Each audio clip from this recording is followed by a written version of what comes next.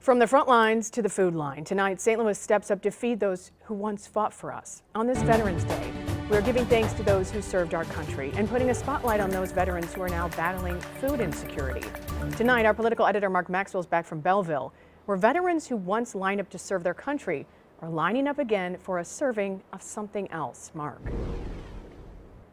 Yeah, and bacon, eggs, and potatoes were a few ingredients being loaded into the back of veterans' cars today, at first in Belleville this morning and then later downtown. But we saw some other things on display too.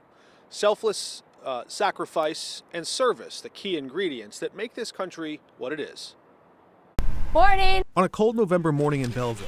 Thank you for your service. The parade didn't march down Main Street. It wrapped around a church parking lot. Thank you. Happy Veterans Day, ma'am. No brass band, just tailpipes and trunk lids.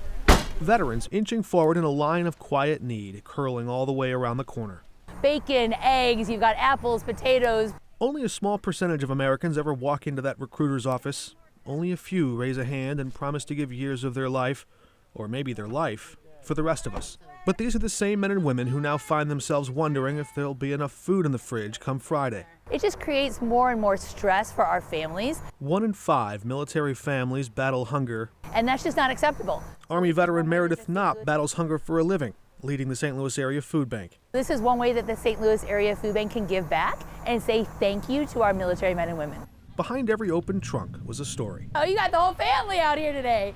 Like the woman from St. Louis who drove across the river not sure what she'd find. Things have been rough for me, and I just came hoping to get a few items, but they have been so generous. They've given me eggs, milk, bread, vegetables. I'm just so grateful. Rochelle Kendrick trained Army soldiers during Vietnam. We weren't elevated very much in my time, but this just makes me proud to have served and just proud to be American. On this Veterans Day, Rochelle says she finally felt seen.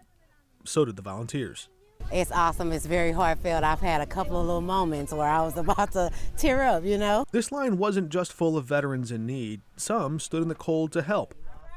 A younger generation still figuring out what service looks like after the uniform. Helping those who are notoriously shunned by society despite doing so much for us. Jamil McKinney, 20-something, calls himself a baby veteran, served a couple years in the Army. He came to lift boxes, but lifted something bigger. Servant leadership is the cornerstone of a great society. A food bank CEO who once wore the uniform. Good morning. Thank you for your service. A Vietnam-era training officer who rarely heard thank you. But this has made us feel loved. A bread baker wiping away tears of gratitude. It feels really good. And a baby veteran who believes a country as wealthy as ours should never leave its warriors hungry. Happy Veterans Day, my friend. One Vietnam veteran waiting in that line rolled his window down just to ask organizers, "Do you need any more volunteers?" He didn't want to go on camera. He just wanted to help. His 3 kids and his 2 grandkids also enlisted, the kind of family that today is all about. If you want to help donate or raise money, there's a link with more information on how you can do that up on KSDK.com. For now, live downtown, Mark Maxwell, 5 on your side.